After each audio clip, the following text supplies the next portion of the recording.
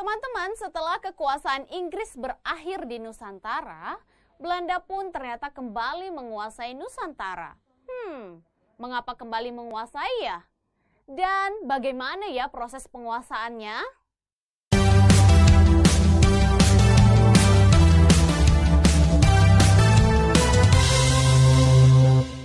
Teman-teman, Konvensi London pada tahun 1814 ternyata mengembalikan hak Belanda atas wilayah jajahannya di Nusantara. Nah, meskipun demikian, sesungguhnya hal ini belum sepenuhnya baik bagi Belanda. Karena ternyata Belanda sendiri saat itu sedang mengalami krisis keuangan yang sangat parah. Dan krisis keuangan ini terutama disebabkan karena banyaknya biaya yang harus dikeluarkan oleh Belanda untuk melawan pendudukan Prancis, serta untuk membayar utang-utang VOC yang sangat besar. Dengan kondisi kas negara yang kosong dan beban utang yang menumpuk ini, maka dikirimlah Van der Capellen yang bertugas dari tahun 1816 sampai 1826 sebagai Gubernur Jenderal di Nusantara. Van der Capellen kemudian mengemban tugas pentingnya untuk mengeksploitasi kekayaan alam yang ada di Nusantara dengan sebesar-besarnya untuk menutupi kas negara yang kosong saat itu.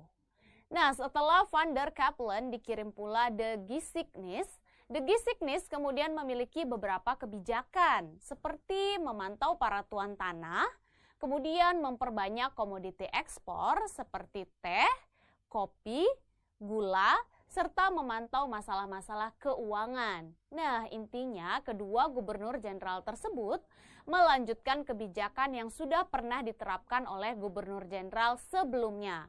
Tentunya kebijakan tersebut masih tidak adil dan sewenang-wenang terhadap penduduk Nusantara ya. Di sisi lain, tekad untuk mengusir penjajah semakin tumbuh dan berkembang di Nusantara. Oleh karena itu, maka kedatangan mereka disambut dengan berbagai perlawanan. Di antaranya saat itu terjadi Perang Saparua dan perlawanan Sultan Palembang.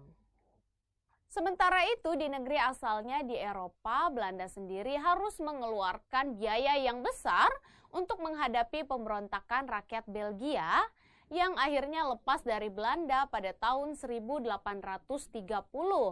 Meski akhirnya perlawanan-perlawanan ini bisa dipatahkan di bawah kepemimpinan panglima militernya yang sangat terkenal, yaitu Hendrik Marcus de Kok, akan tetapi serangkaian perang ini ternyata membuat kondisi keuangan Belanda malah menjadi semakin merosot. Nah, utang VOC belum lunas dan sekarang mereka juga harus membiayai perang. Belanda pun berada di jurang kebangkrutan, teman-teman. Sehingga untuk menyelamatkan negeri Belanda dari kesulitan ekonomi, krisis keuangan, diutuslah seorang gubernur jenderal Johannes van der Bos sebagai gubernur jenderal yang baru di kawasan Hindia Belanda. Tugas utamanya adalah untuk menyelamatkan negara dari kebangkrutan. Nah, teman-teman, kita sudah tahu ya bagaimana proses Belanda kembali menguasai wilayah Nusantara. Ternyata saat awal Belanda menguasai kembali Nusantara, keadaan politik serta ekonomi Belanda sendiri sedang tidak baik. Nah, untuk memulihkan kondisi tersebut, maka berbagai cara dilakukan oleh Belanda. Salah satunya yaitu mengirim Van der Capellen serta De Giesignis sebagai gubernur jenderal di Hindia Belanda. Oke ya. Tapi kedua gubernur jenderal tersebut ternyata belum mampu memulihkan kondisi perekonomian Belanda. Akhirnya kemudian Belanda pun mengirim Johannes van der Bos.